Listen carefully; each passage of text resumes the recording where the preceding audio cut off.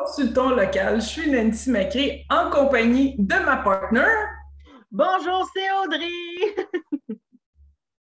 Je suis désolée, je crois que mon Internet n'est pas à son meilleur, mais je voulais que vous ayez la chance de me voir un petit peu dans cette entrevue extraordinaire avec une dame extraordinaire. Fait que bonjour Elisabeth, ça va bien? Ça va très bien. Merci de me recevoir. Ça me fait vraiment plaisir d'être là. Merci à toi. J'aimerais ça que tu puisses te présenter, que tu nous dises de quelle région tu viens et c'est quoi ta profession. Oui. Donc, je m'appelle Elisabeth Hébert-Raymond. Je viens de Sherbrooke. En fait, c'est là où j'habite présentement. C'est ça, je suis accompagnante parentale. Je suis accompagnante parentale et parfois professeure de yoga et parfois astrologue et parfois enseignante au primaire et préscolaire. Donc, j'ai plusieurs diplômes, plusieurs chapeaux et donc, dépendamment de ce que j'ai à faire, je mets un chapeau différent. Wow! T'en as des chapeaux, effectivement. J'en ai plusieurs, oui. Mettons qu'on commence par le premier. Donc, Oui, accompagnante pour les parents. Qu'est-ce exact. que c'est exactement? Oui, donc l'accompagnement parental, là, c'est venu en fait du regroupement de toutes mes expériences puis de tous les diplômes que j'ai en fait. Puis c'est comme si à travers l'enseignement classique traditionnel dans les écoles, je me reconnaissais pas puis j'avais l'impression que je n'étais pas capable de faire la différence autant que je le voulais auprès des enfants. Parce que ce que j'avais remarqué beaucoup puis qui me travaillait énormément, c'était le fait que dès le bac, dès la première session à l'université, jusqu'à la fin du bac, qui est quand même 4 ans. Le bac en enseignement, c'est 4 ans. Euh, à moins d'avoir un prof de stage associé à un moment donné dans le parcours ou d'avoir un superviseur de stage qui est un peu dans cette mentalité-là, il n'y a jamais de travail sur soi qui est effectué. C'est pas mis de l'avant. Puis, dès ma première session à l'université en 2012, et quand j'avais commencé, je me disais, voyons, comment ça se fait qu'on ne travaille pas sur nous? Tu sais, comment ça se fait qu'ils ne nous font pas prendre conscience de certaines blessures qu'on porte, puis de certains patterns qu'on a, mais que des fois, c'est pas l'idéal, tu sais. Puis j'étais comme, voyons. Puis là, plus le bac avançait, plus je me disais, ça va venir, c'est sûr, ça va venir. Tu sais, on travaille avec des enfants en développement de leur cerveau, c'est sûr, ça va venir. Puis là, j'attendais, puis j'attendais. Puis quand j'ai fini le bac, 4 ans après, j'ai réalisé que finalement, il ne s'est jamais arrivé. On n'est pas amené à travailler sur soi.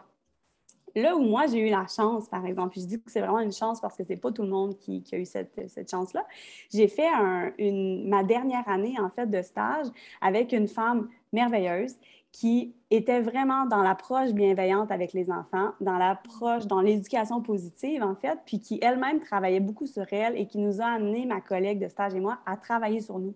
Fait que c'est elle qui a comme semé la première graine de comme, ben voici de quoi ça peut avoir l'air le quotidien avec les enfants quand c'est fait de façon bienveillante et quand on travaille sur soi. Fait que c'est de là que tout a commencé. Puis quand j'ai fini mon bac, j'avais tellement envie, j'avais tellement besoin, c'était tellement présent en moi, le fait de travailler sur moi, puis d'évoluer, puis d'entrer vraiment, c'est là où j'ai fait mon entrée dans le chemin de la spiritualité, tu sais. Puis là, j'ai fait ma formation de yoga, puis là, c'est comme si tout s'est aligné. T'sais. Puis là, c'est comme si enfin ma vie avait du sens. Puis enfin, je me dis, OK, je peux accompagner les enfants tout en travaillant sur moi, puis ça devient comme une danse. Plus je les accompagne, plus je m'accompagne dans mes propres blessures d'enfance, dans mes propres émotions, puis plus je peux le faire pour eux. Fait que là, c'est devenu comme une danse. J'étais comme, OK, là, c'est bon, ça va, tu sais. Puis, j'ai enseigné un petit peu. Puis ça ne m'a pas pris beaucoup de temps, en fait, pour comprendre que finalement, non plus dans le milieu scolaire, c'est pas là que l'accent est mis. L'accent n'est pas mis sur le travail sur soi, l'accent n'est pas mis sur le développement de soi, tu sais, au niveau personnel, au niveau de la croissance. Fait que là, c'est là où je me suis dit, OK, j'arrête d'enseigner dans les écoles parce que je sens que je ne peux pas faire la différence. Puis tous les efforts que je fais avec les 25 enfants que j'ai avec moi, quand je les retourne à la maison le soir, bien, je les récupère le lendemain matin, puis ils ont-ils été violentés? Ils ont-ils mangé à leur faim? Est-ce que leurs émotions ont été prises soin? Je ne sais pas. Fait que je trouvais ça vraiment difficile. Puis c'est là où je me suis dit, bien, qu'est-ce que je vais faire de bord? Puis comment je vais me mettre au service des enfants et à mon service aussi, dans le sens où comment moi-même je vais continuer à grandir tout en accompagnant les enfants.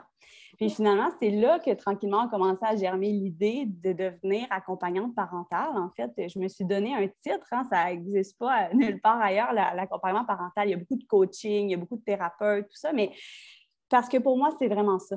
Quand j'accompagne les parents, c'est que j'arrive, je les prends par la main là où ils sont rendus dans leur chemin de vie, puis on fait un petit bout ensemble. Puis c'est ça, puis je les accompagne donc à créer la relation de rêve, la relation qu'ils veulent avec leurs enfants, où je les aide à créer leur quotidien idéal avec les enfants, mais tout en prenant soin d'eux, en fait, d'abord et avant tout. Donc c'est ça que je fais. C'est ça l'accompagnement parental. C'est magnifique, vraiment. Puis, avec l'accompagnement parental, est-ce qu'il doit y avoir un âge minimum pour les enfants ou maximum pour les enfants? Bien, comme mon champ d'expertise, moi, j'ai beaucoup d'expérience. J'ai plus de 15 ans d'expérience de gestion de classe, puis donc de présence avec les enfants. Donc, c'est sûr que je me concentre dans la petite enfance, donc de 0, 4, 5 ans jusqu'à 12 ans. Parce qu'après ça, je trouve que les enfants adolescents, en fait, vivent des situations qui moi, avec lesquelles j'ai rarement travaillé ou des choses avec lesquelles je suis moins à l'aise. Fait que de 0 à 12 ans, c'est vraiment là où je me concentre, c'est là où j'ai beaucoup d'expérience, où j'ai beaucoup d'outils aussi à offrir aux parents parce que c'est ça aussi. C'est qu'à chaque rencontre, il y a à la fois la portion éducative, fait qu'on s'attarde à comprendre à la mesure du parent, à la mesure de ce qu'il veut bien là, comprendre de tout ça, mais comment fonctionne le cerveau de l'enfant? Puis comment on peut faire pour amener l'enfant à grandir émotionnellement et à se tempérer au fil des expériences, puis comment on peut faire pour amener à travers tout ça l'éducation positive, une présence bienveillante, une présence empathique. Puis de l'autre côté, deuxième volet de mes accompagnements, c'est vraiment le travail sur soi. Parce que je pense que l'un ne vient pas sans l'autre. Si on travaille sur soi, puis qu'on n'a pas vraiment conscience de comment ça se passe dans le cerveau de l'enfant, j'ai l'impression que c'est comme s'il manque un morceau de casse-tête. Puis si c'est le contraire, si on a juste des connaissances sur le cerveau, mais qu'on ne travaille pas sur nous, puis qu'on n'a pas du tout une présence empathique, à quoi bon, dans le fond, avoir les connaissances si on ne les applique pas, si on n'applique pas la qualité de présence avec les enfants? Fait que c'est ça que je fais. C'est comme ça que j'œuvre à travailler pour les enfants, mais par en arrière, en accompagnant leurs parents. J'aime vraiment ça. Puis dis-moi, est-ce que tu accompagnes aussi les parents qui sont séparés avec leurs enfants? Oui, absolument. Absolument. Dans le fond, je ne fais pas de rencontres en couple. Puis parce que les parents ne sont pas tous au même niveau, d'abord.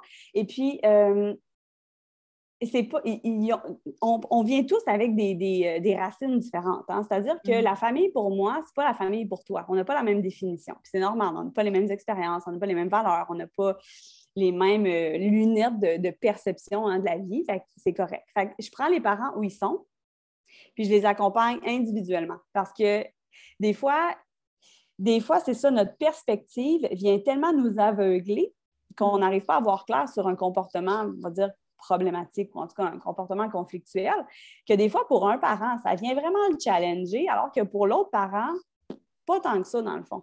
Mais des fois, il y a des parents pour qui c'est la source. Hein. Le problème avec l'enfant, c'est comme la source de plusieurs autres conflits ou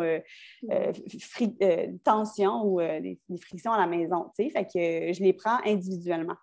Donc, effectivement, je peux faire des parents qui sont séparés à la mesure où les deux veulent travailler sur eux et les deux veulent en apprendre plus sur le développement du cerveau. Fait que ça dépend. Fait que je pourrais très bien, en fait, je peux travailler avec un parent qui est en couple, mais qui, lui, a vraiment à cœur d'améliorer sa relation avec son enfant. Puis l'autre parent peut ne pas s'impliquer dans le processus, puis c'est tout aussi parfait. Parce que je pense que quand on veut commencer à travailler sur soi, il faut que ça parte de soi. Il faut que ça parte d'un désir de vouloir faire mieux. Il faut que ça parte d'une envie de s'améliorer. Puis si ce n'est pas là, je ne peux rien faire. C'est que ce n'est pas prêt encore. Oui. J'adore ça. J'adore vraiment, vraiment ton approche. Puis dis-moi, tes rencontres se font plus présentielles, virtuelles, les deux? Ils sont en virtuel. Ils sont en virtuel parce que justement, je trouve que j'ai accès à plus de monde, en fait, en virtuel. Hein? Par contre, j'offre des ateliers. Puis là, de plus en plus, hein, à l'automne, là, de plus en plus, j'ai commencé à mettre ça de l'avant. Puis là, j'ai un atelier d'ailleurs dans 2 semaines, 3 semaines à Sherbrooke le 12 novembre chez Bedon Bouchou, si jamais il y en a qui entendent parler de ça, sur la bienveillance, justement, sur la capacité à intervenir avec bienveillance auprès de son enfant. Donc, j'offre des ateliers, j'offre des conférences, des formations aussi à des membres du personnel. Hein. Des fois, c'est une équipe au complet qui va avoir une formation sur la bienveillance, sur comment on fait ça, l'éducation positive, comment on met ça de l'avant, tu sais, dans un endroit, dans un centre de service ou dans une garderie, tout ça. Donc, je fais ça aussi. Donc, mais toujours en ayant en tête qu'il y a un volet éducatif puis un volet travail sur soi. Ça, c'est toujours là. Peu importe la formule que mon service prend, il y a toujours ça. J'aime ça. Puis dis-moi, est-ce que tu fais encore du yoga? J'enseigne le yoga le mercredi soir. Ça fait 5 ans que j'enseigne. Puis, le mercredi soir, c'est ma soirée yoga. J'enseigne 2 cours. Puis, c'est vraiment fabuleux, en fait, parce que là aussi, j'ai l'impression que je peux aider les adultes à prendre soin d'eux. Puis, tant mieux pour ceux qui interviennent avec des enfants, mais sinon, ça fait juste améliorer le bien-être collectif. Donc, tant mieux. J'aime ça. Puis, dis-moi, est-ce que les enfants, ils sont accessibles? Je commence. Est-ce que les enfants sont disponibles ou ils ont accepté le mercredi pour tes cours de yoga? Les enfants, qu'est-ce que tu veux dire? Je m'excuse. Pour faire le cours de yoga? Les enfants font pas, c'est pas du yoga pour enfants. OK. Que j'offre. J'en ai offert il y a quelques années. J'ai créé en collaboration avec un studio de yoga, le studio où j'enseigne présentement à Sherbrooke, un programme qui s'appelait le projet Lotus. Puis on allait former en fait des éducatrices, c'était toutes des femmes, des éducatrices en CPE. Pour qu'elles-mêmes, elles instaurent le yoga dans leur garderie, avec leur groupe. Fait qu'on a fait ça. C'est génial, c'était vraiment magnifique. Mais c'est ça, le yoga pour enfants, c'est autre chose. Puis moi, ce que j'aime, c'est vraiment d'amener les gens à évoluer, à travailler sur eux. Ça fait vraiment partie de moi. C'est ça qui me motive. C'est ma raison de faire les choses, tu sais, de prendre action dans le monde. Donc, pour moi, ça passe plus facilement avec les adultes, mais je me dis que de toute façon, les enfants en bénéficient d'une quelconque façon. Tu sais. Donc, Vraiment. C'est très, très inspirant. Tout ce que tu as dit, vraiment, je ne suis pas parent, mais c'est certain que je te réfère du monde de ton coin ou même hors de Sherbrooke parce que vraiment, c'est hyper intéressant. Puis Nancy, que son Internet est moins pire. Et comment ça va? Moi, ça va bien, mais j'ai une petite question. Elle a parlé d'astrologie. Tu veux-tu nous en jaser un petit peu? Ben oui. Ben oui. Dans le fond, moi, l'astrologie que je pratique, c'est de l'astrologie évolutive. Fait que ça veut dire qu'on ne se concentre pas sur le futur. Là. On n'est pas du tout comme l'horoscope dans le journal à prévoir demain qu'est-ce qui risque d'arriver, mais qui finalement n'arrive pas. Là. On n'est pas là du tout. Ce que j'offre vraiment, c'est dans mon accompagnement astrologique, c'est que je mets en lumière certains défis que l'âme est venue expérimenter dans cette incarnation-ci. Donc, on est vraiment, vraiment à fond dans la spiritualité, là, on est à fond là-dedans. Fait que je mets en lumière, c'est ça, certaines leçons, certains apprentissages que l'âme est venue faire, puis j'offre des outils pour adoucir le quotidien, puis pour que... Parce que l'astrologie, ce qu'il faut comprendre, c'est que c'est des énergies, hein? Fait que des fois, les énergies peuvent nous tirer d'un bord, tirer de l'autre. Là, présentement, on est dans l'énergie du scorpion. Fait que, ça vient de... On sent quand même un retour à soi, une introspection un peu plus grande. Il y a une lourdeur aussi depuis les derniers jours parce que là, on est dans une énergie d'eau. Fait que c'est juste un peu plus lourd. Hein. Des fois, on est plus nostalgique. C'est comme un genre de petit « ça file pas trop » tu sais, qui est là, mais on ne sait pas trop pourquoi, mais c'est parce que l'énergie nous amène là-dedans.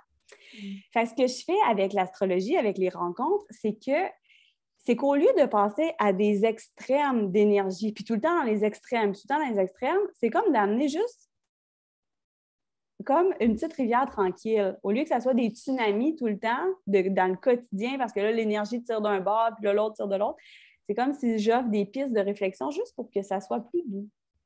puis mieux navigable, en fait, le quotidien. Fait que je le fais avec une approche, c'est ça, évidemment bienveillante et pleine de douceur. Puis j'invite les gens à vraiment se questionner sur leur quotidien, puis sur ce qu'ils mettent en place, en fait, pour être bien. Parce que dépendamment si on a un soleil en bélier ou un soleil en verseau, naturellement, on n'a pas les mêmes médecines pour prendre soin de soi. Fait que c'est comme, j'invite les gens à juste prendre conscience de ça. Puis, c'est des rencontres qui durent entre 1h15, 1h30, toujours par Zoom, parce que c'est tellement plus facile et accessible pour tout le monde. Puis, c'est ça. Puis, on va juste explorer ensemble, c'est quoi les énergies qu'il y a dans la carte du ciel?